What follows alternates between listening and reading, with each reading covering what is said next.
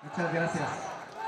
El día de ayer sesionó la Comisión Permanente del Partido Acción Nacional y generosamente la Comisión Permanente, por unanimidad, autorizó mi separación del cargo de la presidencia del Partido Acción Nacional.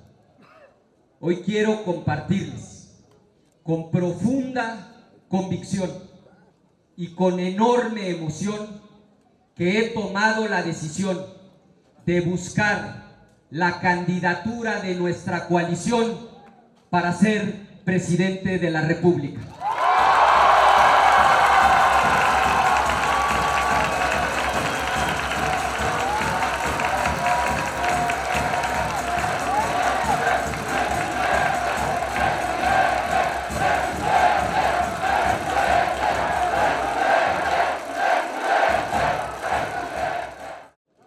La situación que vive el país, amigas y amigos, es de la máxima gravedad. Todos lo sabemos.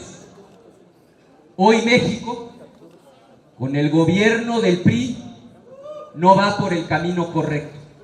Digámoslo con claridad. Este gobierno priista, corrupto e ineficaz, ha sido un absoluto desastre nacional. Lo bueno,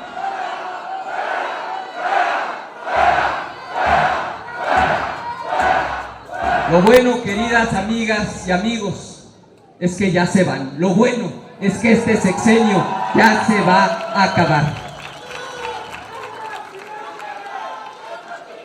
En materia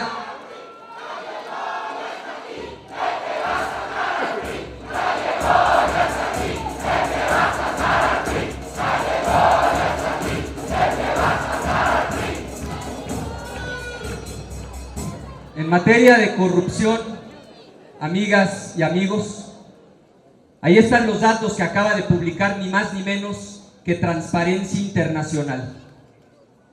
En la medición de los sobornos en toda América Latina y el Caribe, hoy México ocupa el deshonroso y vergonzoso primer lugar.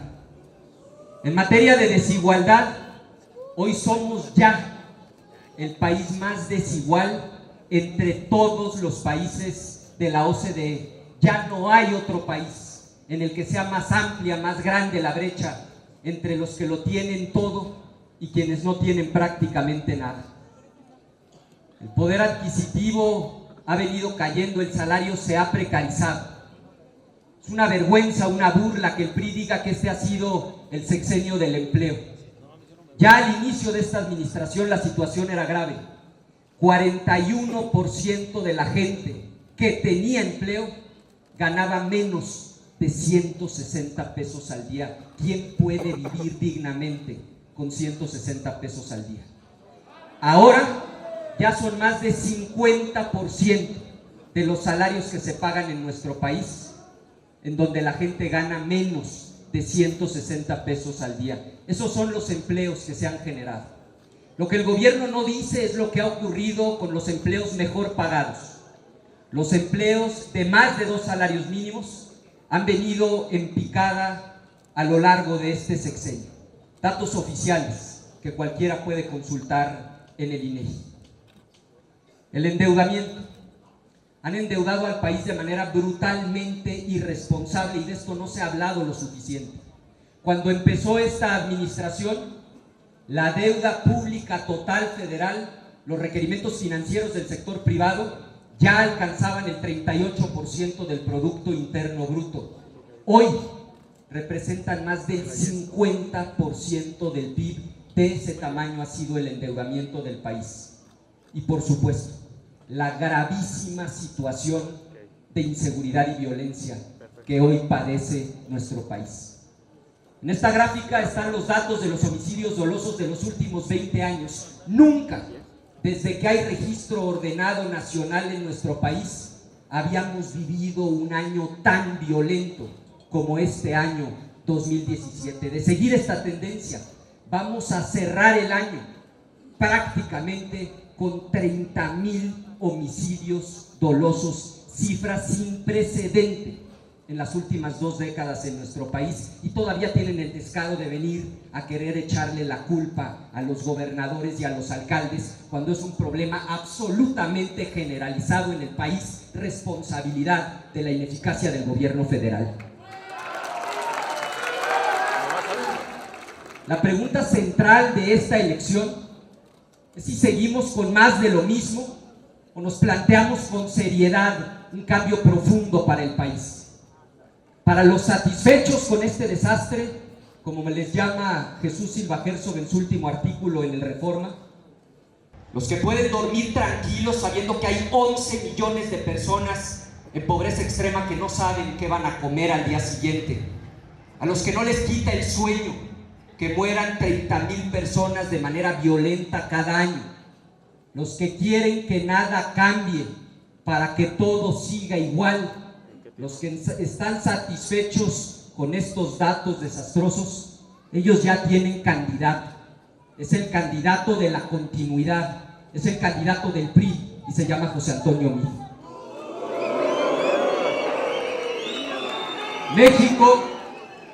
México, amigas y amigos, y asumámoslo con la más profunda seriedad, tiene que cambiar. México requiere un cambio de la mayor profundidad estructural, pero también digámoslo con toda claridad, no cualquier cambio. Permítanme iniciar con un ejercicio franco de autocrítica. En el año 2000, cuando ganó Vicente Fox la presidencia de la República, muchos soñamos con que la derrota del PRI traería todos los cambios anhelados. México vivió un momento de esperanza sin precedente en la historia moderna de nuestro país. Y claro que hubo avances importantes. Ahí están las reformas en materia de transparencia y acceso a la información, el seguro popular. Pero seamos francos y hagámonos cargo de esta circunstancia. No cambiamos el régimen. No hicimos lo que Efraín González Morfín llamaba un cambio democrático de estructuras. Cambiaron algunas cosas en la superficie del iceberg, sí. Sintámonos orgullosos de esos avances, pero también asumamos con responsabilidad y con seriedad que las estructuras profundas del sistema priista quedaron prácticamente intactas. Un ejemplo que pinta de cuerpo entero lo que digo es el famoso Pemex Gate, demostrado oficialmente que se desviaron más de 1,000 millones de pesos de dinero público, de dinero de la gente a las campañas del PRI, y al líder del sindicato petrolero no se le tocó ni con el pétalo de una rosa. Ese sistema corporativo y clientelar del PRI permaneció prácticamente intacto. No cambiamos los cimientos, no cambiamos las estructuras. Y la historia se repitió en 2006. La alianza con la corrupta líder sindical Elbester Gordillo y a través de ella con algunos sectores del PRI trajo graves consecuencias para nuestro país. Otra vez es cierto, hubo grandes avances en ese sexenio, en la administración de Felipe Calderón. Es el sexenio con mayor inversión en infraestructura en la historia de nuestro país. Pero seamos sinceros y seamos autocríticos. Otra vez no cambiamos las estructuras clientelares y corporativas del PRI. Quedó intacto el pacto de impunidad. Se le entregó a Elbester Gordillo el control de la educación básica en nuestro país, nombrando a su yerno subsecretario de Educación Básica. El control de la educación preescolar, primaria, secundaria, el futuro de 25 millones de niñas, niños y jóvenes. El gobierno estatal que más recursos recibió en el sexenio, el del Estado de México. Y también hay que decir, de buena fe, con rectitud de intención, pero sin una estrategia clara y eficaz, se disparó la violencia hasta alcanzar niveles francamente insospechados. Y detrás de esa violencia hay enorme sufrimiento, hay tragedias humanas. Como en el sexenio anterior hubo avances, sí, seamos objetivos, pero no cambiamos el régimen. Hoy México, amigas y amigos, requiere un cambio profundo. Pero también hay que decirlo con claridad, no cualquier cambio. A México no le conviene un cambio hacia el pasado, repleto de locuras, como el que ofrece Andrés Manuel López Obrador. Él representa un cambio de ideas viejas y fracasadas. Podríamos pasar horas poniendo ejemplos de cambios de ideas viejas y fracasadas que propone López Obrador. Me voy a detener solamente en 3 ejemplos que me parece que lo plantean de manera gráfica. Primero, dice él que basta con que llegue un iluminado al poder para que automáticamente termine la corrupción. Esa es una idea vieja. Recuerden que lo mismo nos dijo en su campaña hace 17 años, pero es además una idea fracasada. ¿O a poco ya se nos olvidó el dinero en efectivo, las ligas de René Bejarano, a su secretario de Finanzas, Ponce, apostando millones en Las Vegas, a IMAS entonces desde Tlalpan, también recibiendo dinero en efectivo? Idea vieja, idea fracasada. Segundo ejemplo, el fiscal Carnal. Mi reconocimiento a las diputadas y a los diputados que dieron una lucha heroica para evitar que el PRI se adueñara de la Fiscalía General por los próximos 9 años. Ustedes recuerdan esa lucha. Ustedes saben que entregamos alma, corazón y vida para que no hubiera un fiscal a modo del PRI para los próximos 9 años.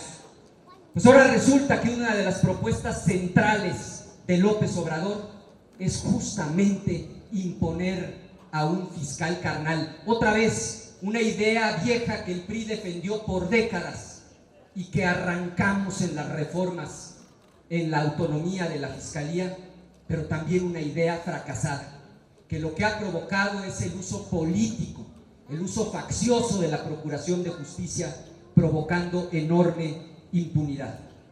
Ahí está en la página 71 de su proyecto alternativo de Nación. Propone reformar el artículo 102 para que se le permita al presidente designar al fiscal. Está planteando por escrito un fiscal carnal. Idea vieja, idea fracasada. Y la más reciente locura, propone que se dé amnistía a los narcotraficantes, como si eso fuera a traer la paz y la tranquilidad a nuestro país. Otra vez es una idea vieja. Eso ya se intentó en Colombia hace prácticamente 25 años con Pablo Escobar, pero es además una idea fracasada. Los resultados fueron un desastre. Lejos de acabar con la violencia, se incrementó el sufrimiento y la pérdida de vidas humanas. México necesita sí un cambio, pero no cualquier cambio. Necesitamos un cambio profundo, un cambio para mejorar, un cambio inteligente, un cambio con visión de futuro, y esa es la convicción detrás de la conformación del Frente Ciudadano por México, que le pese a quien le pese, hoy ya es coalición electoral.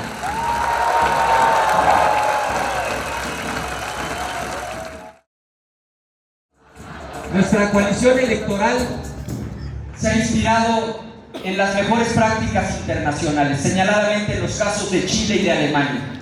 Acuérdense del caso de Chile. Llevaba ya 15 años en el poder el dictador Pinochet, documentadas, más de 2.000 ejecuciones extrajudiciales, más de 30.000 exiliados. Se unen los partidos de oposición como lo estamos haciendo ahora para evitar que ganara el sí, lo cual implicaba que Pinochet permaneciera en el poder al menos otros 8 años. Triunfa la Concertación, triunfa la coalición opositora. Y no solo se logra el tránsito a la democracia, lo más importante, esta coalición accede al gobierno y permanece en el poder por 20 años, por cierto, con buenos resultados para el país. 2 veces encabezó la democracia cristiana, con Aylwin, con Eduardo Frei, y 2 veces los socialistas, con Ricardo Lagos, con Michelle Bachelet. Pero además, con buenos resultados para el país. En esos 20 años que gobernó la Concertación, Chile fue el país en el que más creció la economía de todos los países de América Latina. El promedio de crecimiento fue del 6% anual, hubo años que crecieron al 12%. Hubo una reducción considerable de la pobreza. El caso de Alemania lo hemos estudiado y discutido también a fondo. Ciertamente es un régimen parlamentario, hay que construir una mayoría para poder formar gobierno. 3 veces va a haber resultado canciller Angela Merkel con una coalición, otra vez, de un partido demócrata cristiano, la CDU, y el Partido Socialdemócrata. Y cada partido ha tenido que poner de su parte para poder construir consensos. La CDU aceptó planteamientos de los socialistas. Hoy hay salario mínimo, no lo había en Alemania, a propuesta de los socialistas. Se hizo una modificación en la edad de jubilación. Se aceptó que se diera la doble nacionalidad a los hijos de los inmigrantes. Propuestas sociales sensibles de los socialistas. Pero también la CDU puso sobre la mesa que ya no aumentara más el impuesto sobre la renta con el argumento de seguir siendo competitivos y atraer inversión productiva. Se redujo de manera considerable el endeudamiento, hubo disciplina en el ejercicio fiscal. Cada parte puso lo mejor de sí y ahí están los resultados a la vista. La tasa de desempleo es de las más bajas en la historia de Alemania. Hay una prosperidad incuestionable, hoy tienen un liderazgo no solo en Europa, sino en el mundo entero. Nos inspiraron estos casos. Segunda razón por la que dimos el paso al frente, porque sabemos que juntos somos muchísimo más fuertes, porque juntos somos mucho más competitivos. Las cifras son contundentes. Hoy, los partidos que conformamos el Frente Ciudadano por México, gobernamos 16 estados de la República Mexicana.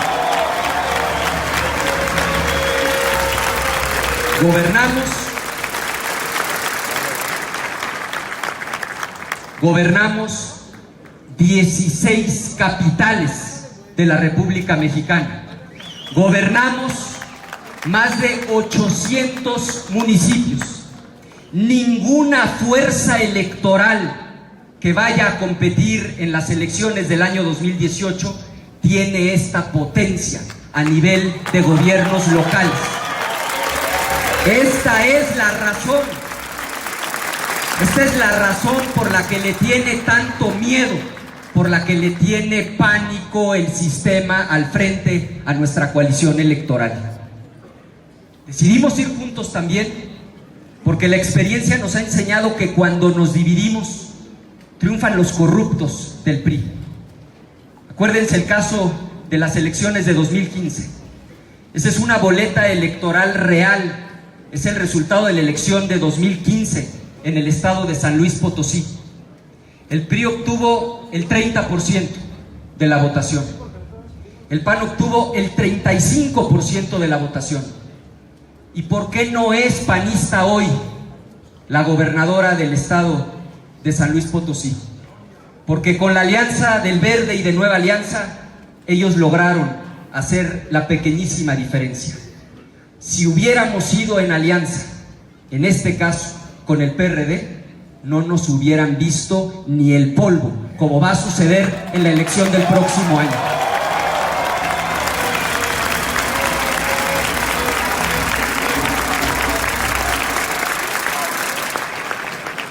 Lo mismo nos pasó en Colima, elección que después fue anulada en la sala superior.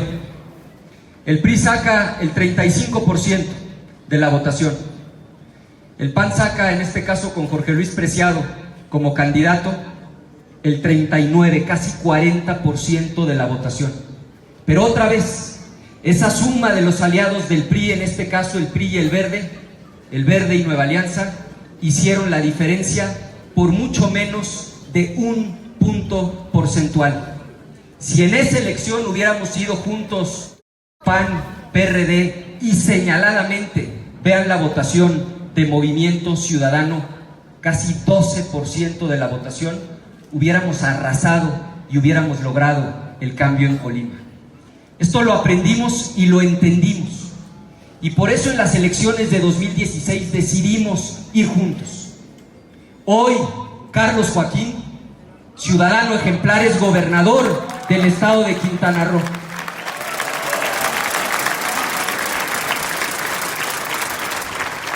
Con los votos de un solo partido no habría sido posible. Con el PAN sacó el 31%, el PRI y el Verde sacaron 36%. Ganamos porque tuvimos claro que la unión hace la fuerza. Juntos, PAN y PRD, pusimos al priismo corrupto de Borja en su lugar. Felicidades, estimado Carlos Joaquín.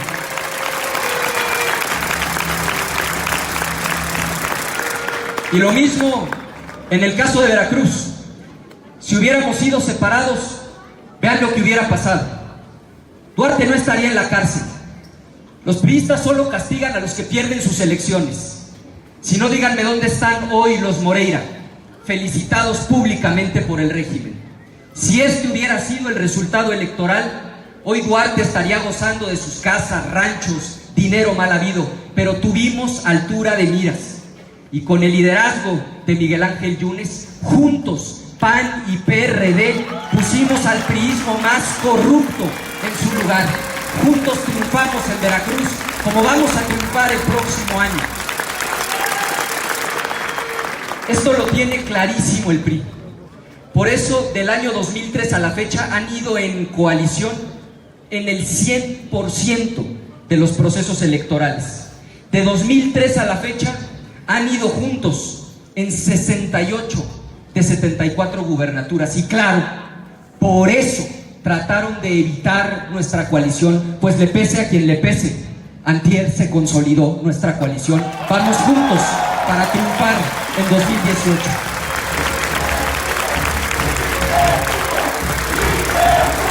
Una razón más. Ahí están dos liderazgos admiradísimos en el país.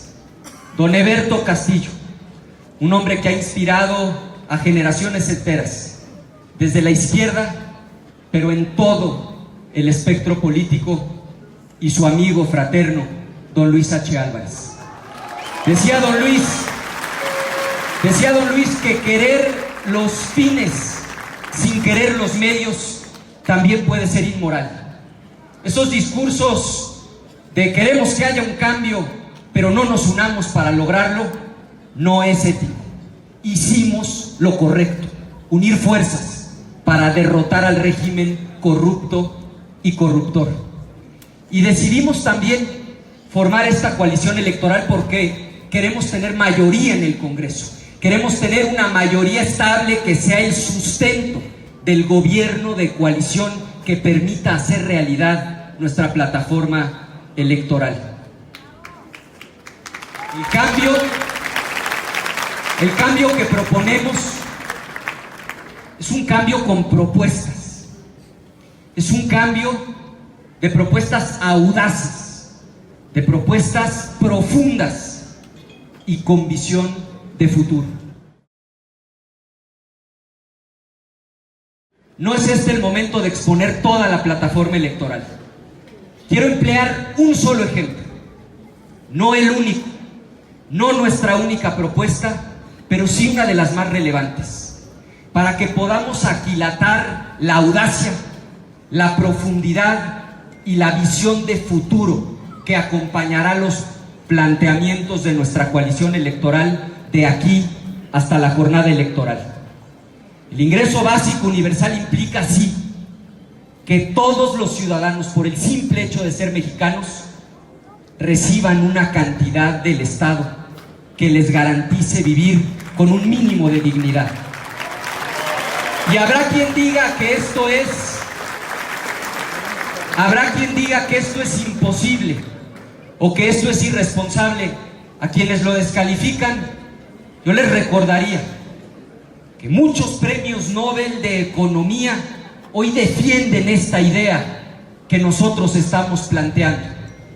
Yo les recordaría que hoy ya iniciaron los primeros ensayos del ingreso básico universal en naciones muy desarrolladas como Canadá, como Finlandia, como Holanda, pero también en países con altísimos niveles de pobreza, inclusive más pobreza que México, como el caso de la India. Yo les recordaría que es un tema pertinente hoy en la discusión. Apenas la semana pasada en la Feria Internacional del Libro se presentó este texto, en el cual, por cierto, colabora de manera central Jorge Castañeda. Ahí John Scott, en el libro coordinado por Héctor Aguilar Camín, dedica un capítulo completo a defender la idea del ingreso básico universal. También la semana pasada en la Feria Internacional del Libro se presenta este otro texto completísimo que abarca todos los aspectos filosóficos, éticos, pero también financieros y técnicos para hacer realidad el ingreso básico universal. Quiero rápidamente compartir 10 razones de por qué es pertinente este planteamiento, por qué debemos comunicarlo a los ciudadanos y hacerlo realidad cuando asumamos el gobierno. El primero, porque es el mejor mecanismo para poder erradicar la pobreza extrema en nuestro país. Seamos sensibles. 11 millones de personas no tienen para comer en nuestro país. Llevamos décadas intentando resolver este problema. Hace 20 años había 47 millones de pobres.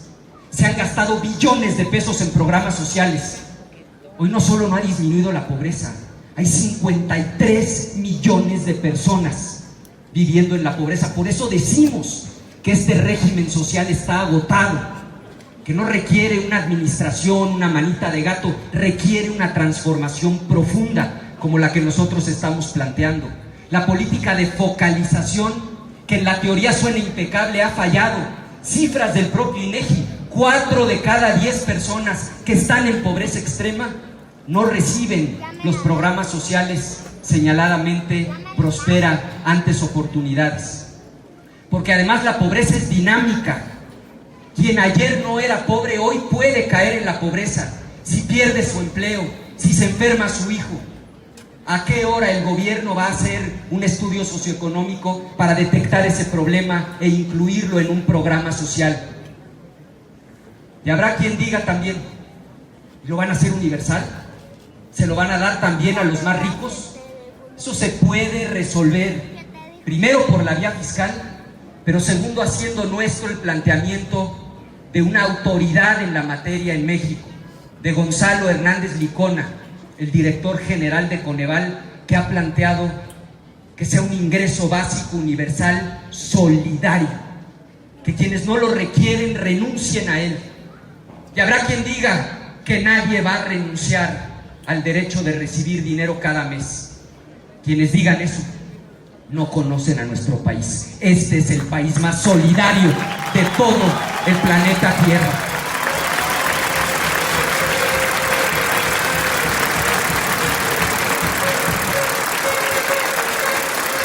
Segundo, por obvias razones, el ingreso básico universal reduce la desigualdad.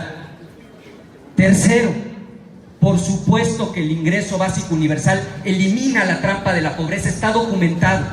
El pobre sabe que si sale de la línea de pobreza, dejará de recibir los apoyos, dejará de recibir los programas sociales, y eso ha traído consecuencias nefastas, no solo en México, en muchas partes del mundo.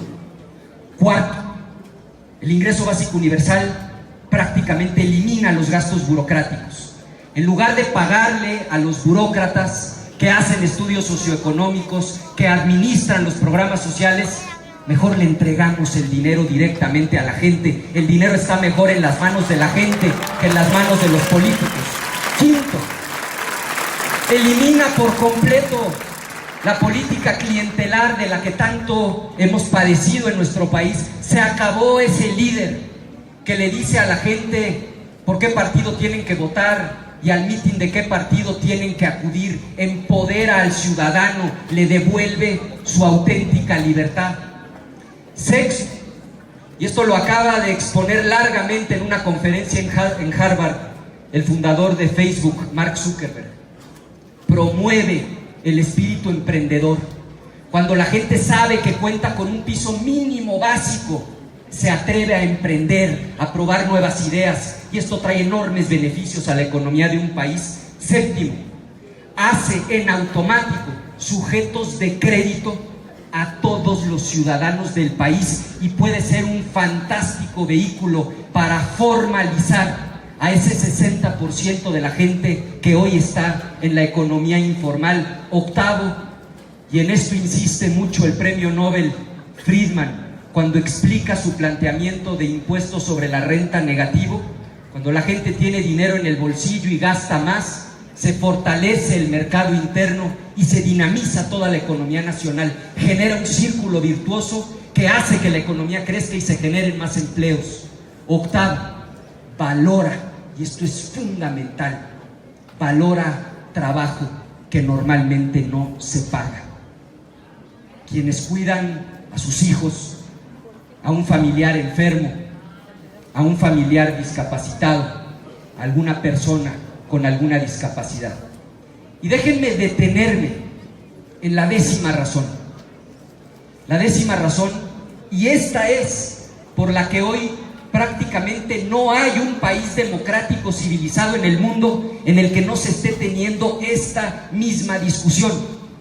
Hoy esto se está discutiendo en España, se está discutiendo en Francia, se está discutiendo en Estados Unidos, porque nos prepara para un futuro muy complejo que está a la vuelta de la esquina.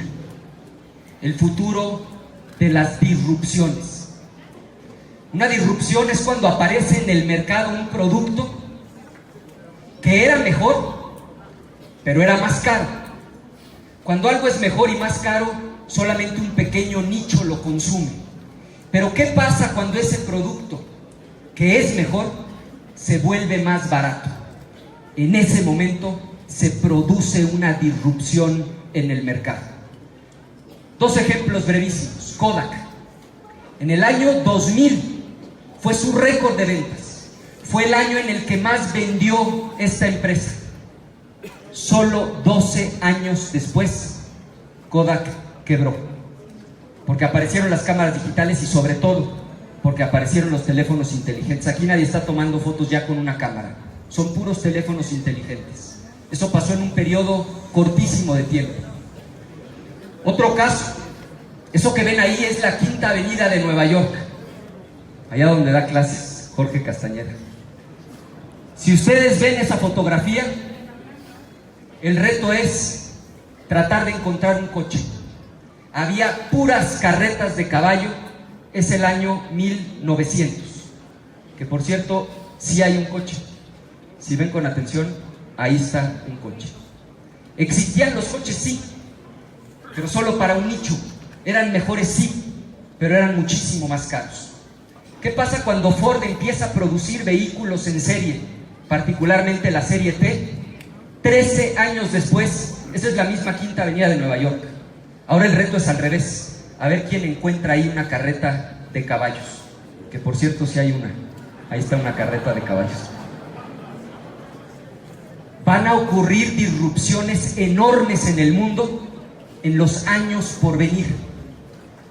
Disrupciones que van a tener resultados enormes, particularmente en el empleo. Déjenme concentrarme en dos disrupciones que amenazan fuertemente el empleo en todo el mundo. La primera, los vehículos autónomos. Esos vehículos que, como pueden ver en este video, ya no requieren de una persona que los maneje. Esto no es ciencia ficción, esto ya está ocurriendo. Esos son Ubers, en varias ciudades de Estados Unidos. Eso que traen en el techo es un lidar, una especie de radar con láser. Ya no se requiere un conductor para que los vehículos puedan llevar a los pasajeros de un destino a otro. No es ciencia ficción, eso ya está sucediendo en el mundo. Y eso que está sucediendo, hasta hace pocos años, era carísimo. Ese lidar, eso que está en el techo del vehículo, esa especie de radar láser, apenas hace unos años, en 2012, valía $1,5 millones de pesos. Estaba disponible, sí, pero era carísimo. Vean lo que ha pasado con el precio del lidar. Para el año que entra ya valía 200,000 pesos, al siguiente 20,000 pesos. Hoy ya hay lidar de segunda generación que vale 5,000 pesos. La tarjeta que procesa esa información,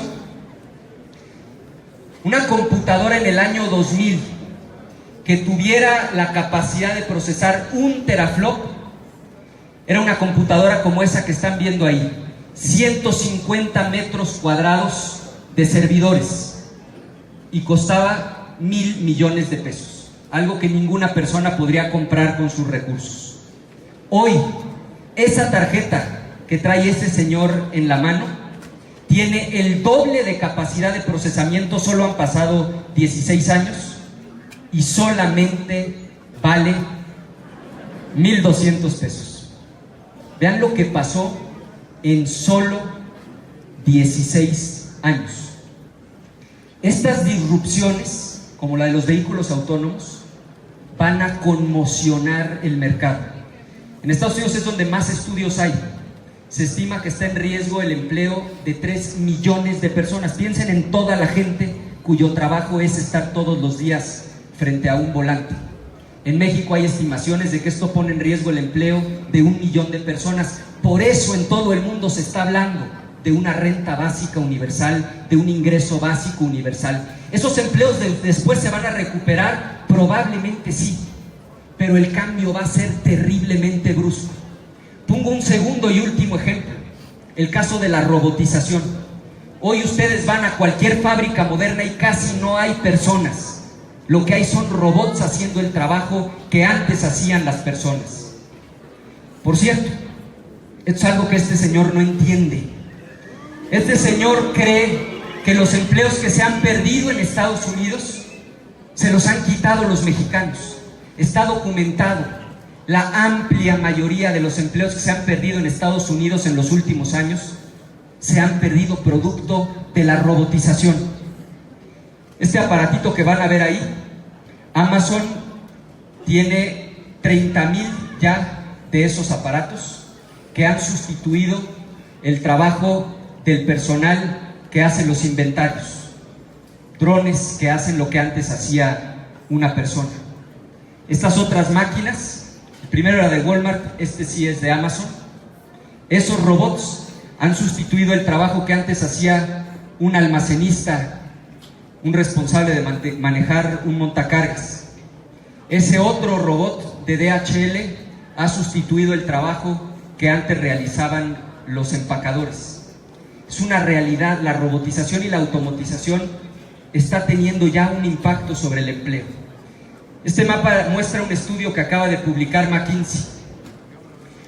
Los países en gris son países respecto de los cuales no hay información disponible. Entre más oscuro es el color azul, más riesgo hay de que los empleos sean sustituidos por máquinas. Y por supuesto, México está entre los países de más alto riesgo, porque la maquila es lo más fácil de sustituir a través de la robotización. Esto ya viene pasando desde hace varios años, pero se va a acelerar de manera dramática en los años y décadas por venir. Ya si hoy ustedes observan el Producto Interno Bruto del país, el total de dinero que se produce en un año, ¿cuánto de ese dinero hoy va a dar al bolsillo de la gente vía salarios? ¿Y cuánto de ese dinero va a dar a las empresas, a los dueños, a través de utilidades? En el año 2003, el 32% de ese dinero iba al bolsillo de la gente vía salarios. Pero cuando cada vez hay más máquinas y menos personas, de 2003 a 2016 vean cómo ha bajado de 32 a 26%.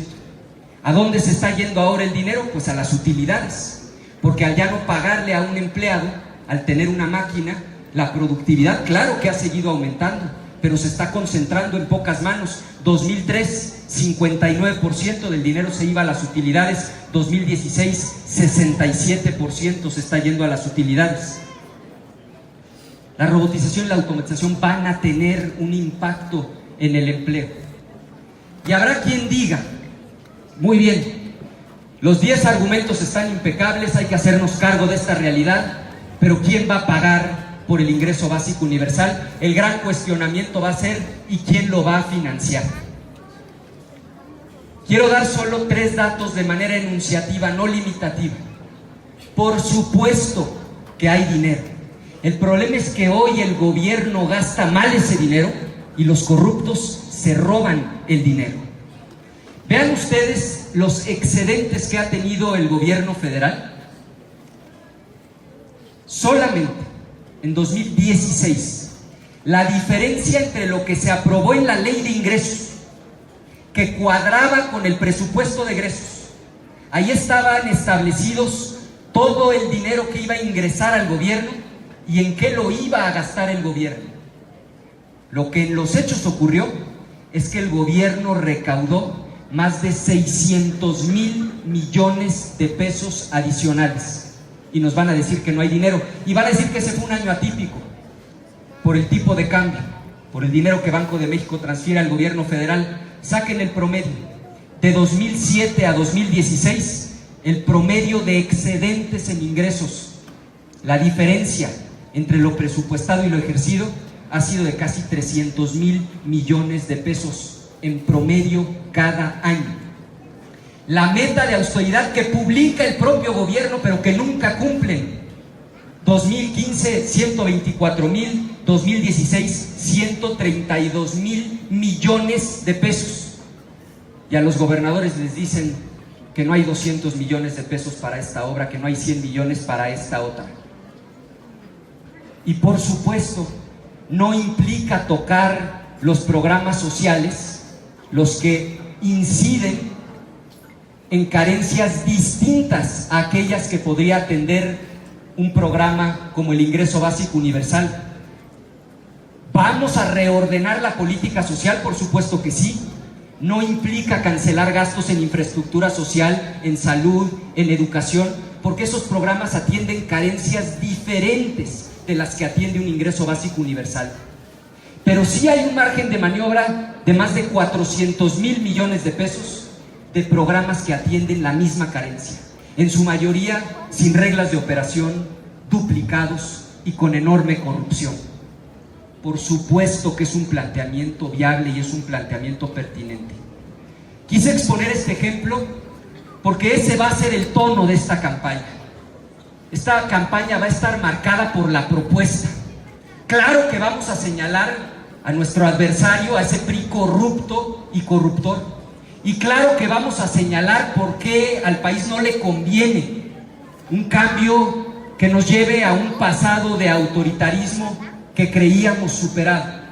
Pero vamos a vencer a partir de convencer, con propuestas audaces, con propuestas profundas y con visión de futuro. No puede ser de otra manera. Y no puede ser de otra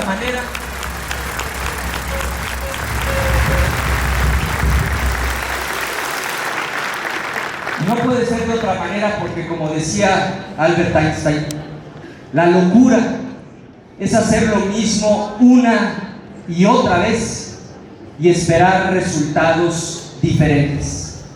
El candidato de la continuidad a eso aspira, a administrar la realidad, a defender las políticas públicas que implican que hace 20 años había 47 millones en pobreza y que 20 años después hay 53 millones de personas en la pobreza.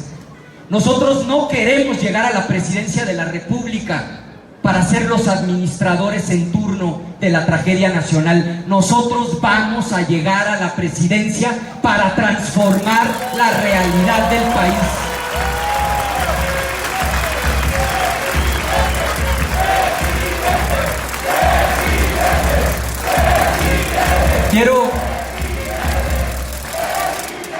Quiero concluir invitándolas a todas y a todos ustedes a volver a preguntarnos eso que decía Carlos en tu cierre de campaña, jefe Diego, en 1994.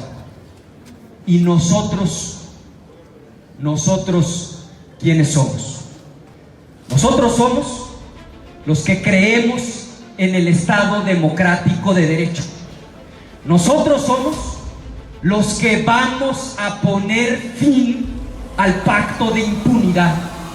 Nosotros somos los que sí creemos en la igualdad entre las mujeres y los hombres. Nosotros somos los que creemos profundamente en la dignidad y en la libertad de las personas. Nosotros somos los que creemos con todo nuestro corazón que todo ser humano, toda persona tiene derecho a la felicidad.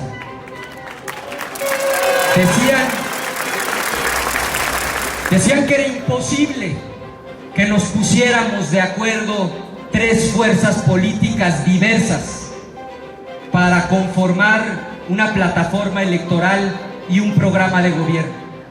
Decían que era imposible que se registrara la coalición. 3 veces por semana la comentocracia declaraba muerto al frente.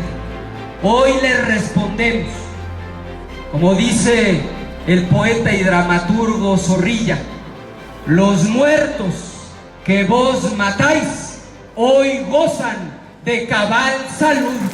Nuestra coalición está más fuerte que nunca.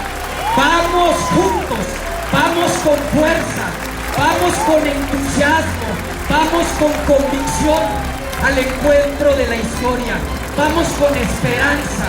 Como decía don Efraín González Luna, cuando la esperanza se vuelve invencible, la victoria final está asegurada. No tengo ninguna duda, y ustedes tampoco deben tenerla. Vamos a transformar a nuestro país. El 1 de julio de 2018 vamos a ganar la presidencia de la República. ¡Viva el Frente! ¡Viva el Frente! ¡Viva México!